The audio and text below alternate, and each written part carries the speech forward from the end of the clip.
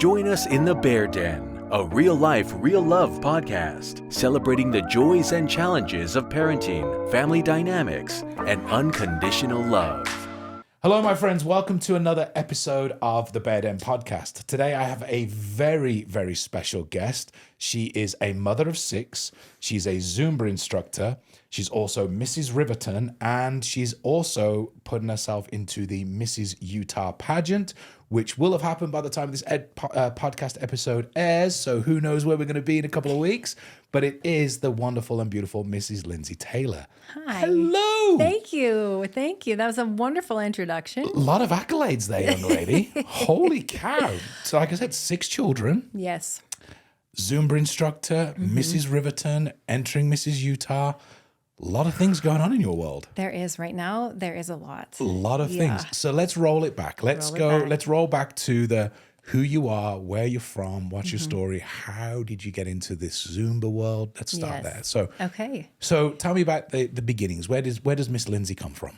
So I grew up in Salt Lake City. Okay. And I'm the youngest of 8 kids. Wowzers. And we were all raised singing, dancing, and performing together. Really? So we were known as the Taylors. Or the Von Trapps. Yes, kind of like, really lining up just at the like bottom of the stairs. That's amazing. Yes. And so a lot of where I come from, my value, my work ethic really comes from those experiences growing up and rehearsing with my siblings, lots of family love, little bit of sibling rivalry. You got to have some of that in there too. So were you in ballet, dance? I danced all growing up. Yep. Did drill team in high school. Kind of made the shift. I was the youngest of my siblings. So the older 4 really did a lot more of the performing. Okay. And, I was the cute act that came out, and I came on the stage and everybody, and clapped. And I reveled it. I loved it. Right. I'm the youngest. So of course really. All the attention. Absolutely. Okay. I'll take it. But, as my older siblings all started, growing up and kind of going their own directions, performing with a family, kind of that dynamic changed. And not in a bad way. I think, it's all a part of life and the chapters that we're in. And so when that happened, I was doing drill team in high school, and then I kind of shifted to a musical theater era. So I did a lot of performing, singing, dancing. Wow. And that was really, really enjoyable. And then I stumbled upon this thing called Zumba. And it was actually my sister who was selected to participate in a weight loss challenge that Oprah did. Okay. Yeah. So how long ago was this? This was back in 2006. Okay. This was a bit ago. Yeah. And so she was one of 5 people that were going through this challenge that they were going to follow over this period of time. Anyway, at one point during the challenge, they took them all to California. And during this retreat, this weight loss retreat, she took this Zumba class, and she came back and she was like, Lindsay, you have got to do this. And I was teaching dance classes at the time, just more like formal classes, jazz, ballet type of stuff. So I thought, okay, well, this could be great. The studio sits empty in the morning. Why don't we teach fitness classes? That's where my mindset was, of just kind of a filler. And I had no idea what would be in store for me. So I flew to Arizona and I took a training, and I had no idea what this was going to be about. And I flew there, I went to the training, and I plopped myself, right in the front and center of the training, just I've got this. Well, it was a totally new experience because as a dancer, you have what is it? What's the word I'm looking for? The stamina, I guess, to get yourself through a really intense 1 minute to 2 minute dance routine. This was a 60-minute class of straight up dancing. And I just remember the song would turn off and I would just be like, oh my goodness, I can't breathe, but this is so awesome. I can't stop moving. And the song would go off and get ready for the next song. And I would just try to catch my breath because I was so happy in this training. I was loving every second of it. And I was instantly hooked from the first few beats of the class. Wow. So I took this training. I signed up for, their education program, which is fantastic. And I went home and I taught my first class a week later. Wowzers. Yeah. And it was credit again to my sister because she was like, okay, we're coming to class next week. And so having that goal of like, okay, it has to be done. I have to be prepared. That really helped I got me. people showing up, so shit, I better make this work or not. You know what I mean? Exactly. So, I mean, it was my mom, my best friend, and my two sisters, but hey, it gave me a goal and it gave me a timeline that I needed to follow. And I did. And that really helped me kind of start my success as an instructor. And so you've been a Zumba instructor since 2006? 2007 is when I became the instructor. Wow. Yeah. And are you still doing Zumba to this day? So, yes, I am. And in 2008, I actually applied for the position as one of their education specialists. Okay. And that is someone who trains instructors on how to teach. Oh, wow. So you're like the Top Gun of Zumba right now. Yes. Yeah. Love that. And I got that job. And so really I spent about 12 years as an education specialist, presenter, and ambassador for Zumba, teaching and training instructors from all over the world. Wow. Yeah. That's incredible. You're right. So were you traveling around the world internationally, like Yes. teaching people? Or were they coming to the US to learn and then No. going back to their own countries? I would travel. So I had specific territories within the U.S. So Utah is one of them. Okay. So I like to say I'm responsible for the crazy and amazing Utah Zumba community here and the growth of it. And then I had several other states that I was in charge of to really help to promote and grow the Zumba program. And that was really beautiful. And then I would get different opportunities to travel to different countries. When they would open up a new country to start the program and the brand in those places, I would get chances to go and teach trainings there. Or Zumba would have special events that I would come as one of their presenters and teach a class or a special type of extra session for them. That's incredible. So Yeah. how did you juggle all this with 6 children, married? Like, how? Yeah. Because juggling that with like 1 or 2 children is a lot, especially if you're doing a lot of traveling from state to state, late nights and long days, creating these educational series, I guess. Mm-hmm. And then you add into the mix that you've actually got 6 children and all this, like, where's the balance? Right. I have 6 children now. When Okay. this started, I was single. Gotcha. Yes. So not married, no not kids. Married, no. Gotcha. No So the kids. world was your oyster at that point. Yes. At that point when I was really in the thick of it all, I was on my own. And then it was actually through teaching that I met my husband. Oh, was he in a Zumba class? No, and it sounds so cliche, but we met at the gym and I needed a trainer because I was going to be filming some DVDs for Zumba. And so I thought, okay, if I'm going to get a trainer, I'm going to find the best looking one and one with an amazing body. And so I found him and preferably single? and I was like, okay, that wasn't really on my mind, but as we trained and I got to know him and a friendship grew, like that was really, really exciting. That's so beautiful. Yeah. And so we met through that, and he has 2 children from a previous marriage. Okay. So, and then we found out we were expecting. So all of these things happened at once. So really I became like instant mom of 3 children and also balancing this career with Zumba. And for me, there was just never any question that the most important thing to me was always my family. Mm-hmm. And so there were times when I said, maybe this isn't the right time for this particular opportunity, or maybe I need to take a weekend off to stay home. And so there were some times when I juggled those things. But I kind of had this experience where I feel, let me think of how I'm trying to say this. I feel like I was one of the first women within Zumba to get pregnant and maintain my career. Mm-hmm. That it was okay to have a baby mm-hmm. in the fitness industry mm-hmm. and it was going to be okay. I had my baby and I continued on and I continued to teach and I continued to do what I loved. Did it change in some capacities? Yeah. Did my time frames change and my ability to travel the world Yes, but some of that was my choice. You know, I could continue on doing what I'm doing, but I also wanted to put the time and effort into family. And so I say that because after I had my baby, I felt like there was freedom for other women who held my position to be able to do the same. Absolutely. Because, oh, you know what? It's possible. It's possible to keep teaching, teach through my pregnancy, keep going and keep doing what I love. And so that was a really something that even just hit me within the last little bit. Like, you know, I was one of the first, and that was a scary road to brave. But, you know, if it's something that you're passionate about, I think it's important to continue to pursue it and that it's possible. Well, I think too, and true testament to that is because if you look at in the fitness industry now, it doesn't matter where you really want to look, but I have a Peloton. And so if you look at in the Peloton fitness industry, a lot of their instructors they have a beautiful balance of male and female instructors.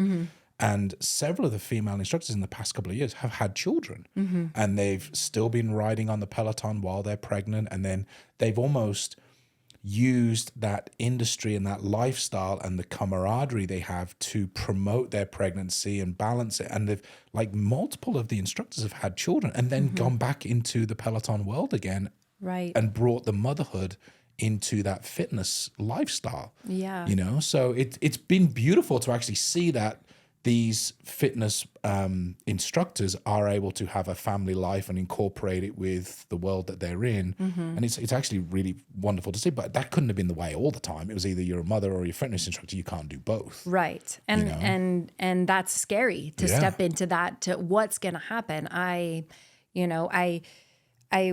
traveled the world. I filmed DVDs. I was a face for the company for quite some time. And so getting pregnant was a scary, like, oh my gosh, what's going to happen? Plus Ravi and I we're not married at the time too. So that was a whole different beast to navigate. Yeah.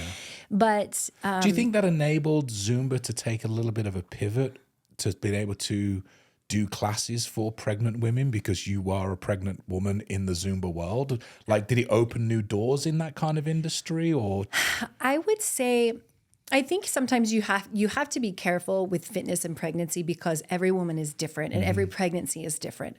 So I don't think it necessarily opened up, now we're going to teach classes for pregnant women, but I do think that it was beneficial for other instructors within the community because I held a leadership role.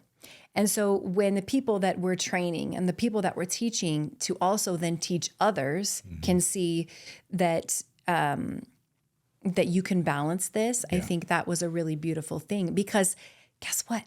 More than half of the instructors out there are moms. Yeah. They're moms who want to do something that makes them happy, that they can move their body, that fulfills them and makes them feel good and feel excited. And Zumba is one of those things. And going from being single to getting married to having a child and then another and a blended family to now 6 children, Zumba was one of those things for me that really contributed to my happiness and my mental health, and allowed me to continue to be a great mom because I had something that I was passionate about. I love that. Do you think with your husband being in the fitness world as well, being a personal trainer and obviously physically fit and understanding that world of fitness, was that a help when it came to the travel?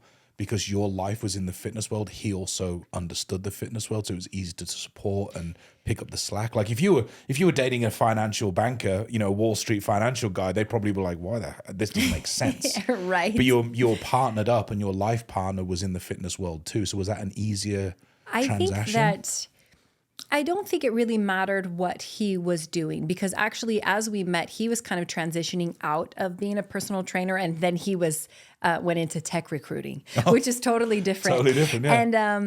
And that has now since changed. But I think for him, it was enjoyable to see me have something I was passionate about, and I don't think it would have mattered what it was. It was she has a love of something and she wants to pursue it. I'm on board with that. That's awesome. I want her to have the things that she loves because that's what fulfills us, right? That's what helps to bring joy in our lives. And of course, the most fulfilling thing to me is my home, is my family, is my children. And having something to, in addition with that, allows me to show my children that following the things that are important to you and following your dreams is possible. And so it's not only doing what I'm passionate about, it's also setting an example for my kids that you don't, just because I'm a mom doesn't mean I stop following my heart. It means I continue to do that because now I have 4 girls watching me. I have 2 sons watching me, and I want my boys to learn to support their wives in pursuing their passions, and my girls to learn that motherhood doesn't mean it's the end. I mean, it's just the beginning, and there's so many beautiful parts that come along with that. That's an amazing outlook. I love that. That's a really powerful, and it's beautiful that all of your kids get to see that. Yeah, and I struggled a bit with that in the beginning because I think there has been so much progress in that women can do something that they love and be a great mother at the same time, if that's what they choose. If you choose that motherhood and home is where you are fulfilled, that's beautiful. If it's both, that's beautiful. If it's a career, that's beautiful. And I think the fact that we're open to seeing that there's so many different ways that you can be a mom and be a woman is beautiful. Yeah, I love, I'm Andrea, businesswoman, mother. Yes. I get to see that every day. So I fully support what you're saying. I think it's fantastic to allow your sons to see that how they can support your sons to see how you and your husband are, like how they can support a woman to be a mother and a business owner. And like you said, your daughters too, you don't have to be one or the other. You can be both if you so choose. Yes. And I think if that's what you choose is a really important part to that, because there was a time in my journey that I chose both. And for the past 4 years, I chose home and family. I had a daughter born right in the middle of the pandemic in 2020. Oh, wow. And 3 months later, I found out I was pregnant. So I had 2 babies born within a year, and that was a time in my life that I said, this is what I need. This is where I need to be. This is what I want. And yes, there was this little bit of me that was like, I miss that. But I didn't have to fear that I wasn't going to have something again, because if you have a passion for something, there's always a way to have it. But in this moment, it was like, okay, I just need to put this in a box for a minute, and that's okay. And now I'm going to focus here, because I wanted to not give 50% here and 50% here. I wanted to give 100% here. And now that my kids are a little bit older, I don't have 2 babies in diapers anymore, that dynamic has shifted. And also some of my perspective has shifted too. So I'm really excited about sharing this message of how you can move through the different stages of mom life. And it doesn't have to just be one way. It gets to change and it gets to shift as you grow, as your children grow, as things change throughout time. Yeah, that's so beautiful. If with you having the 6 children, 2 of them are, you said, are stepchildren. 2 of them, your first 2, correct? Were Yes, stepchildren. Our first 2, and we chose from the very beginning that we were never going to use the word step. Amen. And we never have. Yeah. And so even hearing you say that, it doesn't sound right to me. Same way. When people call my daughters my stepdaughters, I'm like, they're my daughters. And so, yeah, there's 6 of us. Yeah. So with 6 of you, 6 of them, I guess. Sorry, 6 children plus you and your husband.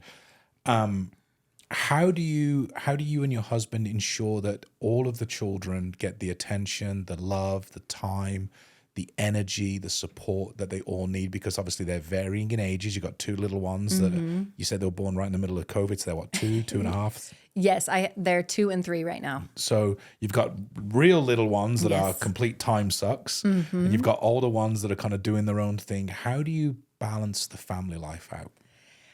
I think sometimes the teenagers appreciate that there's time suckers, because then we're not on their backs all the time, right? That they get away with the other things. Yes, for sure. You know what? I think that is what is beautiful about a large family, is that you get it from all areas. You get it from your mom. You get that support from your mom. You get it from your dad, and you get it from your siblings. So if I'm not around, I mean, today when I was getting ready to come and talk with you, I had my kids together. Hey, I need you to be in charge, and let's play this game, and here's this, and I want you guys to work together. So they get that opportunity to build their connections and to build their love of each other as brother and sister and supporters, because they're going to need each other for their entire life. And there's going to be a time that they break away from me and from my husband. But man, your siblings, you know, for me, my siblings are my biggest supporters. And I hope that my children get that same thing that I've had growing up. Yeah.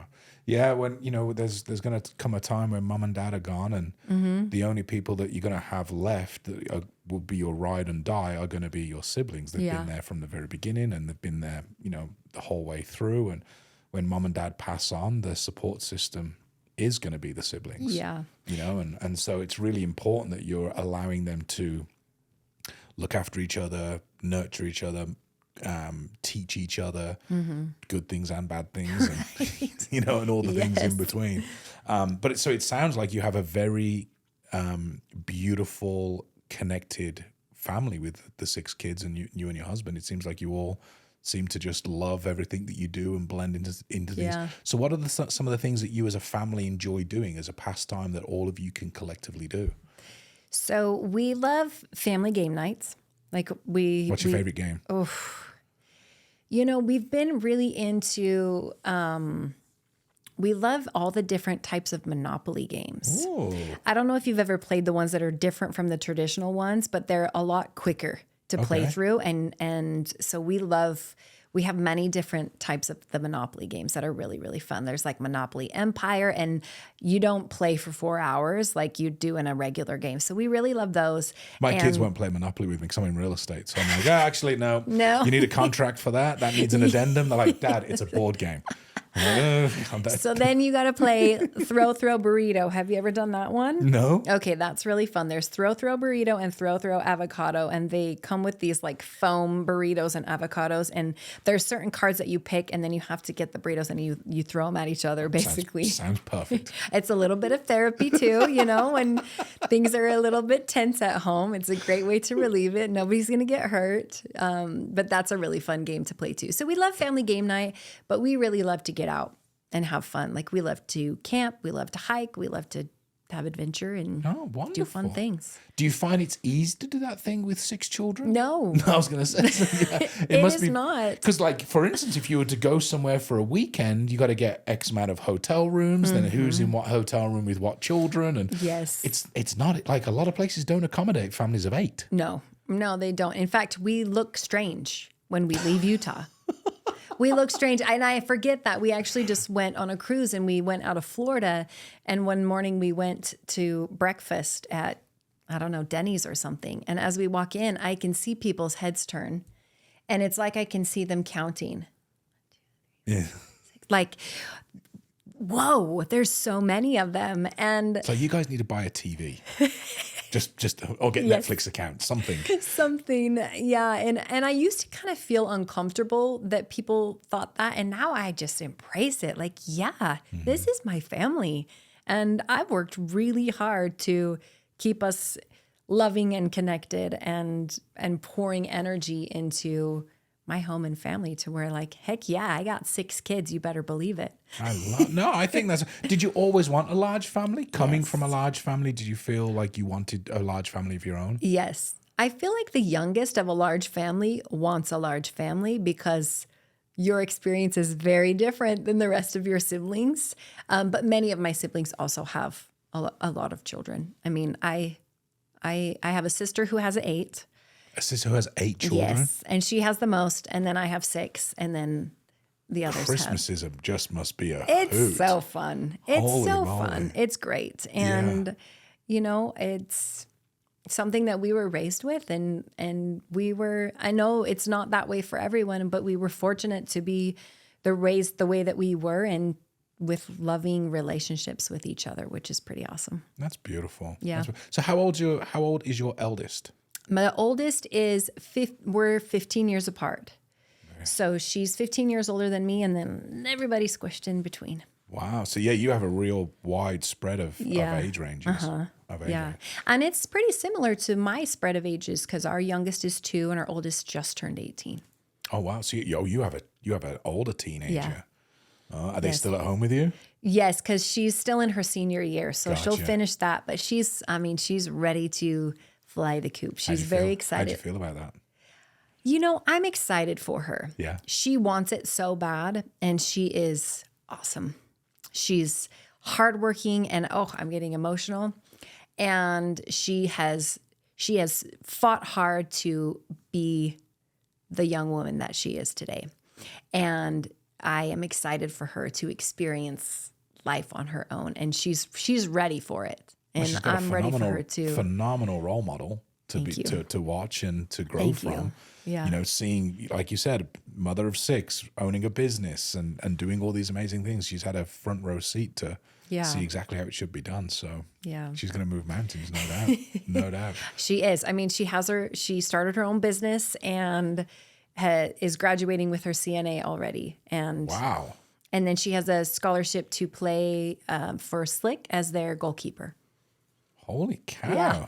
So that's exciting for her. I'm excited for her. Good for her. Yeah. So I want to dig into Miss or Mrs. Riverton. Yes. How did that come about?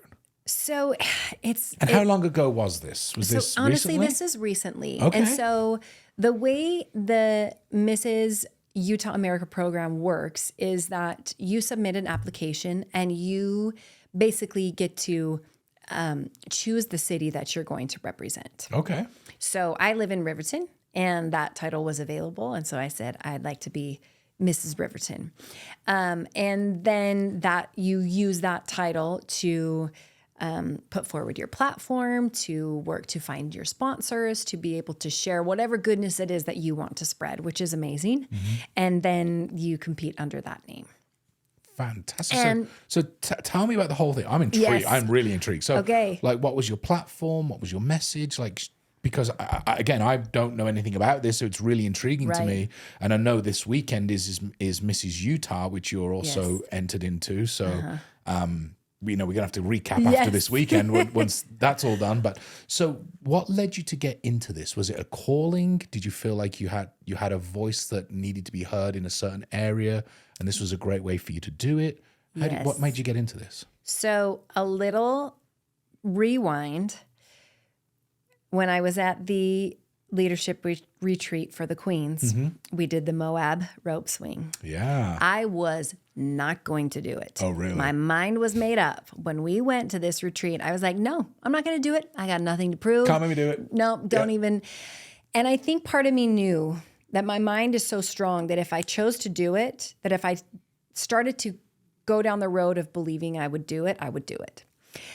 And so when we got there, I was like, I'm not doing this. I'm not doing this. And eventually my mind just started to shift. And it actually was movement and dance. I started dancing and my mind just started to shift. I put on the stuff and they got me up to the front. And I took a breath, 2 steps, and I jumped.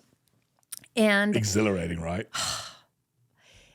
It is one of the things that led me here because I was so scared to do it, but what happened on the other side was so beautiful.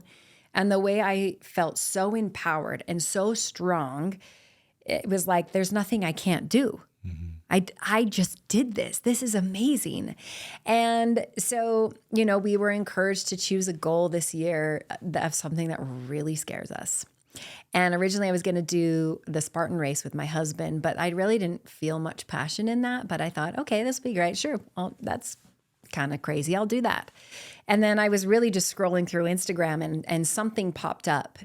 And I thought, this is Utah. I want to see what this is all about. So I went to the website, and one of the things it says at the top was celebrating married women in Utah. And I was like, I love that. Yeah. I want to celebrate married women in Utah. That's amazing. And I want to be a part of that.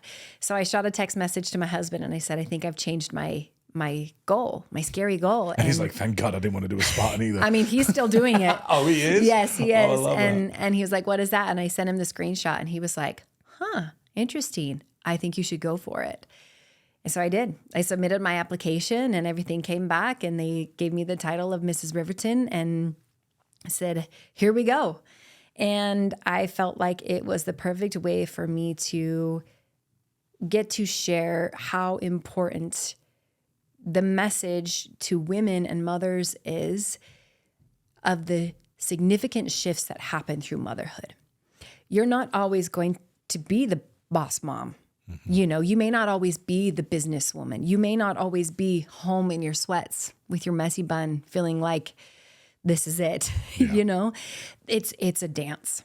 It really is. And sometimes it's fast paced and sometimes it's slow and sometimes the transitions are difficult. So my platform is titled Moving Through Mom Life because I want to provide that mental health and that support and that joy for women to see where you are at is beautiful. Whether it's great or challenging, your best years are not behind you. The best is yet to come.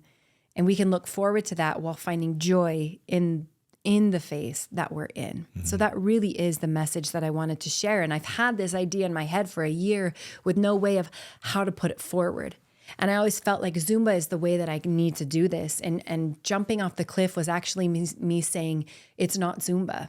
I need to find something new. And so when I jumped, it was, I'm done pursuing my career with Zumba. I will always be an ambassador for Zumba. I love it. I still teach. It's always my passion. But I felt like there was something else calling towards me. So I said, okay, when I jump, that's what I'm leaving behind. And this is my leap of faith that something new is going to find me. And here I am. That's amazing. Yeah. So what are the requirements? What do they require from you being Mrs. Riverton? What do you have to do? What are the expectations? What are the schedules? What does that look like? You know, I think community involvement is really big. I think having something that you're passionate about, really, that you want to share with others, that you want to make a difference is a big thing to have. Requirements, you got to be a married woman in Utah. Okay. You know, and then from there, it's being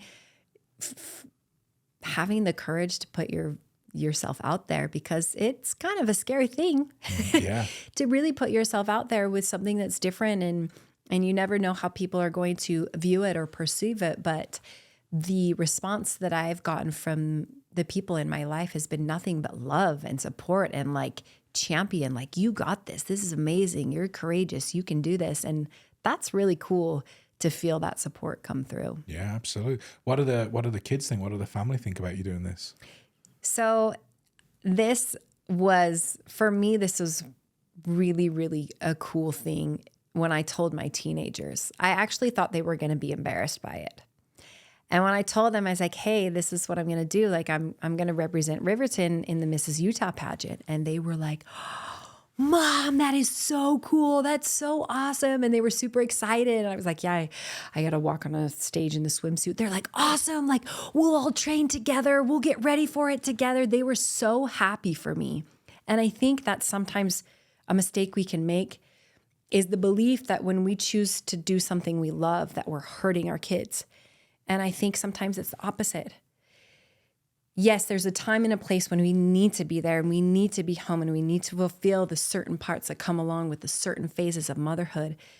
But not pursuing what we love can be a disservice to our children, to see their parents not following their dreams. Yeah. And this was a huge testament to that, because they were so excited. And as I was in my pajamas and I was walking back to my room, they were like, yes, Queen, you got this. And that was so cool. And I walked back there and I had tears, because they were so excited for me and so supportive of me. And I think that that's a really beautiful thing. And I think that also comes from the years of support that I've given them. Yeah. And that they're excited to in turn see Mom doing something that she loves. And Well, they've also seen, it sounds like they've also seen a mom who says if she's going to do something, she freaking well does it.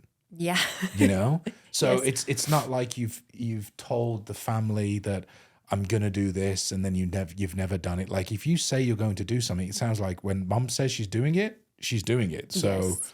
let's get behind her. Yeah. You know, and you've kind of set that tone already. So when you come home and say, hey, I'm going to do this, you know, Mrs. Utah thing, the kid's like, let's go, Mom. Let's go, Mom. Because Yeah. they know that you back up what you say. You do what you commit to. You're disciplined like that. So I think that's fantastic, especially the fact they're all on board. And are they all going to come to the pageant in March? Yep, they'll all be there. So are there nerves? Are you nervous about this? You know, I feel quite prepared. Okay. I feel like the last chapter of my life has really prepared me for this. And my motivating factor when I initially signed up, one was to spread the message that I want to spread. Two was to be an example for my daughters of you got to put yourself out there. You got to do the thing and work hard for it. You may get it. You may not. But regardless of what that is, I'm going to show my daughters, whether I wear the crown at the end of this or not, I'm going to show them that Mom worked hard. She put herself out there. She did something that was difficult to do. And I still have value. I still have worth. I have girls, you know, who want to go out for the soccer team, who want to try out for this dance or this musical or this play. And I don't ever want their worth to be wrapped up on whether or not they win or they get it. Your worth is wrapped up in the things that take you there. The hard work, the perseverance, the kindness, the love, the way that you share your energy and your light with others. That's the win. The crown is the cherry on top, but the win is all the things that you learn along the way. And I'm constantly pushing my kids to do those things. So if I'm going to push my kids to do those things, I got to do that. Yeah. If I want my kids to live their best life, I've got to live my best life. Yeah, you've got to do that too. Yeah. That's a beautiful example to set for them. You know, it's not just words, it's action. Yeah. You know, they're not just listening to you and your husband say you're going to do things. They're actually watching you put your money where your mouth is and do what you say you're going to do. And also they're experiencing what you learn from the journey as well, not just the final result. They've seen the discipline of Mom working out, Mom eating right, you know, that the hours that you've spent, you know, working on what your message is and making sure that is a very defined message with clarity. Like they've seen all these things. Yeah. And it just, like you said, just so happens that if you should wear the crown on Saturday, like that's all the work that has led to that one thing. But it's not just the crown, it's the thing that's taken you there, the journey. And my message doesn't stop. If I don't wear the crown, my message doesn't stop. So that was going to be my next question. After, post Saturday or post this weekend with the pageant, where does this take you from there? With such a strong message, with what you've chosen, which is a very strong message, where's the next thing after the pageant? So I would actually love to start a podcast. And just so happens you are in the right place. Yes, I know. I actually was picking his brain out there a little bit. But one thing that was really important for me is about a year ago, I had put myself out there with something with Zumba and the opportunity shut. And I was so sure of this and it didn't happen. And I was devastated. And because I'd put my heart into it and it didn't happen. The door closed. And in that moment, you know, I had tears and I was really upset and I took a picture and I posted it and I just put a caption over it and I just said, you know, after having my babies, I've been working so hard to kind of get myself back and the door closed and I'm hurt, I'm sad.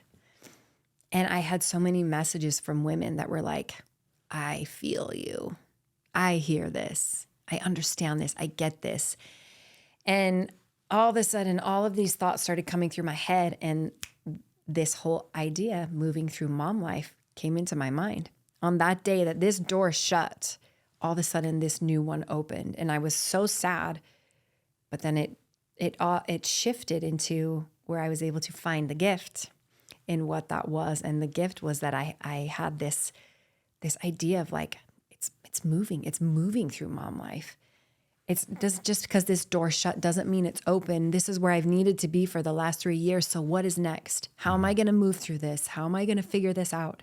It's not getting myself back because I don't want that girl back. I want to be who I am now. Yeah. You know, women are always like, I got to get myself back after baby. No, you just did the most incredible thing with your body, carrying that baby, bringing that baby to the world, you are not the same person you were. Hell no. And you've grown. You're better. You've learned so much. So I want women to stop saying I got to get myself back because I want to be who I am now, because this is how I grow. This is how this is how the shift and the change happens. So I don't remember what your question was, because I think I went through like a little tangent there, but it was that moment where I was so devastated. This door closed, this other one opened, and that's where that came into my mind. And I've waited over a year to bring that to fruition. And now it's like, okay, with this, I'm going to make it happen. Good for you. So this weekend's pageant is the springboard for this whole new venture of moving through motherhood. Yeah. And you know, that's one thing I really learned with joining this pageant is that, you know, some people may think, oh, it's a beauty pageant and crowns and heels and sparkles. No, these are incredible women. I mean, being surrounded by the women that I've been surrounded by, they're incredible. The pageant is giving these women a voice to speak something that they are passionate about. And for most of them, it's based off of experience. They've been through something difficult. They've been through a challenge.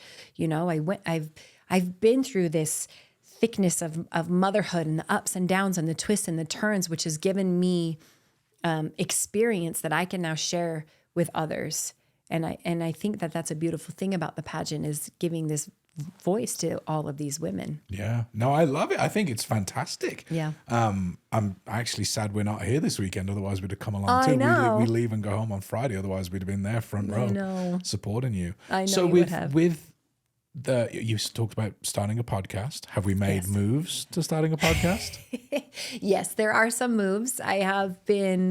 There are a few people that I already know that I would like to talk to, that I've seen do some incredible things throughout motherhood. And so there has been reaching out to those specific individuals. And I think now it's just the logistics of things. Yeah. So good for But this could be a great option. Yeah, fantastic option. I know. Fantastic option.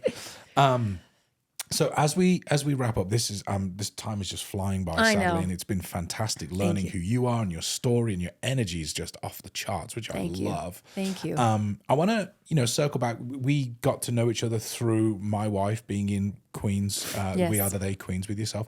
What led you to join We Are the They? So actually, I knew Jimmy from years back, and so I had kind of been following him on social media, and when he initially talked about starting the first group, I actually messaged him and I said, I want this for my husband, because my husband's incredible. And I wanted him, I saw the rope swing. I'm like, he would love that. Like, I just wanted him to have these experiences that looked like so much fun, and to be surrounded by just awesome men who wanted to do good. And so I actually submitted my husband for group 1, and he was selected for group 1, and we together decided it just wasn't the right time. And so then the year and a half went by, and he opened up the tribe.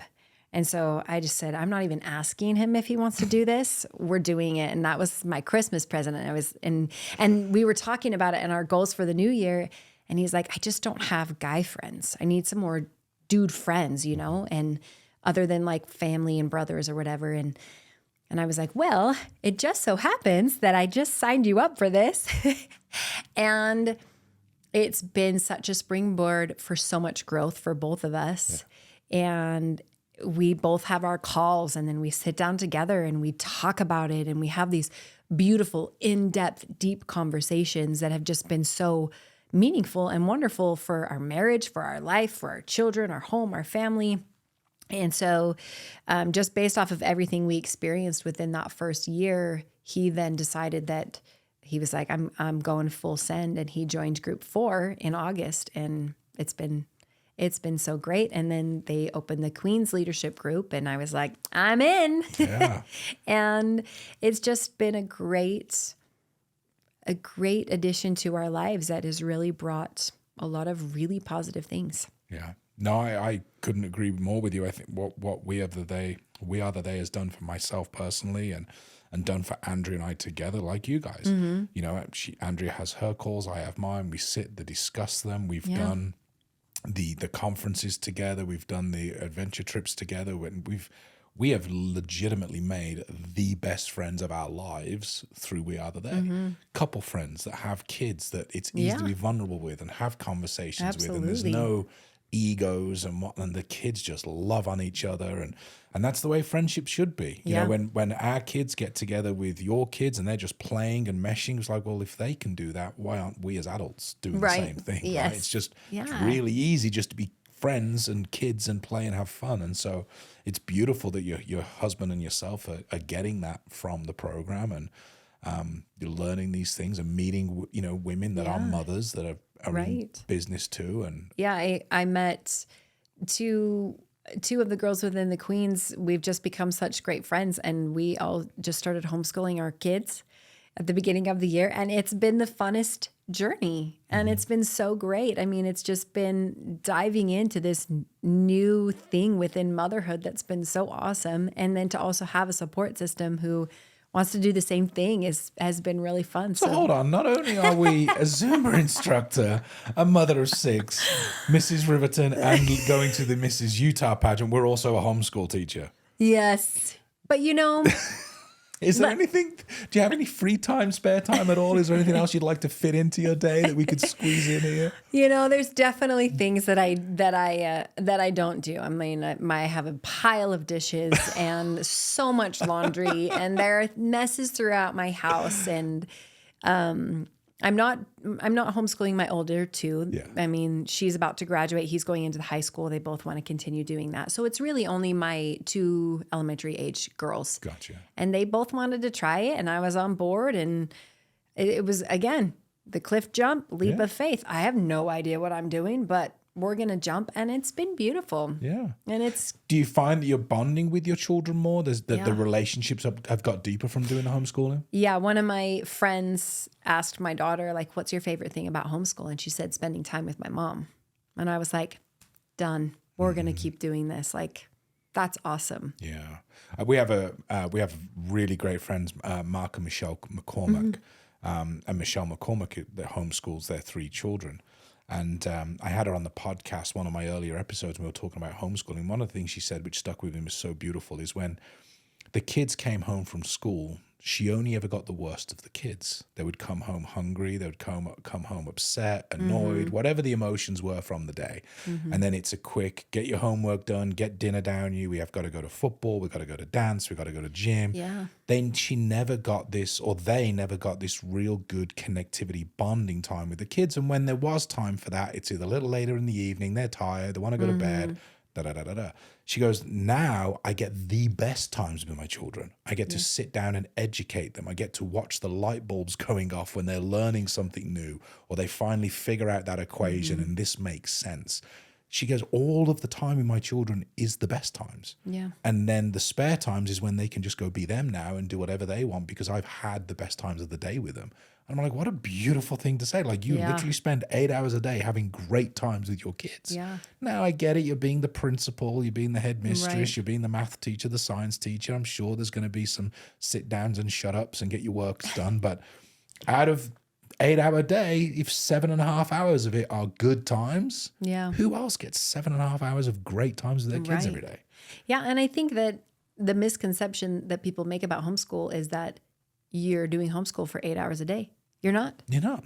I mean, our lessons maybe hour to 2 hours a day, and then we go to the park, and then it's experiential learning, right? Yeah. We're gonna go to the museum, or we're gonna go see this, or they're gonna bake. You know, my daughter baked a whole bunch of cakes, and she messed up a couple of times, but I was like, who cares? Let's do it again. Isn't that Let's beautiful? figure it out. And they get to kind of pursue, like, figure out what do I want to learn, and then go for it. And then it's like they really do find this joy of learning because they're learning what they want to learn. And of course, we're doing, you know, the subjects that they need to learn. They're getting the math, they're getting the language arts, the science, and the history. But then outside of that, they get to kind of explore what they want. Well, if you can mesh, you know, if you're doing science or biology or whatever it is, if you can mesh that with something physical, like if you're teaching about sea life and then, you learn for 2 hours in the morning out of a book and then in the afternoon you're at the aquarium. Yeah. Like, holy, you know what I mean? Like you can Right. just really take that educational learning to the moon. My daughter figured that one out really fast because I said something about like, we'll learn about sea life, then we'll go to the aquarium. And then she was like, I think I really want to learn about Hawaii.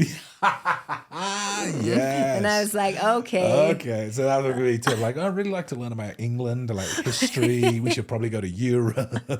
Like, why are we Yes. learning Spanish history in America? Why don't we just go to Spain and learn it? You know what I mean? Okay. Yes. That's beautiful. So this has been an amazing episode. I have Thank you. loved learning about you. I think, like I said before, your energy is just so powerful. I can Thank you. just feel the determination and the drive that you have. I love the way you speak about your family. It's just, you're just a very, very loving mother. And I can just tell by the way you're communicating about your family. So I wish you the very, very best of luck for this Thank weekend. you. Thank you. This episode will release after the fact. So I'm hoping that we can put a crown on the image of when it's released. But like you said, whether the crown comes or not, the message is still the same, and it's an important message to deliver. You've been a wonderful guest. I cannot wait to hear how this weekend goes. So please let me know. And also, I would love to see you start a podcast about navigating through motherhood. I think that is something that a lot of people need. I think you hit the nail on the head that there's a lot of women that judge whether they should be a mother or be a mother or back in the workplace. How do they balance both? What should their commitment be? And I think there's also a little bit of guilt there too about, working and not being at home all the time and getting past that. So I think there is a very important niche for the message you're delivering. Yeah. So And sharing when there's power in feeling like you're not alone. And that was that moment for me when I was so sad and I had women kind of building me up. Like, I see you, I feel you. It wasn't solving my problem. It was just there saying like, I get it. And that was powerful to me and allowed me to kind of sit in that and then make that shift. And so I think sharing experiences and hearing from, women who have who have chosen mom life as their, to be the CEO of their homes, right? That's what they've chosen. That's beautiful. And how do they find their purpose and what's fulfilling for them and people who balance it. And I think that hearing those different stories, sorry, I just talk so much with my hands here. Everywhere. And I think that there's power in feeling like you're not alone in that sense of community. I think that that's really helpful. So sharing different stories from different women, I hope to be able to do that and bring that to light. Yeah, I think there's a need for it. Yeah. And I think you'll be very surprised how many people will be attracted to that and will get a lot from that. So I hope you do it. I hope you take that next jump off the cliff and start the podcast. Thank you. So I hope so too. Thank you for coming on. Not I hope so. I'm going to. You're going to. Yes. There we go. We're going to. Gotta jump. No, one more jump. That's all it is. But after this weekend. Yes. After this weekend. Well, best of luck to you. Thank you. Thank you for coming in. Thank you. And we are potentially listening to the new Mrs. Utah. Ooh. Woo! Good luck, my dear. Thank you. Thank you. Thank you for listening to the Bare Den podcast. Please click subscribe and get the updates for our new episodes. And if you feel the need to reach out, you can reach me on Instagram @TheBritBear.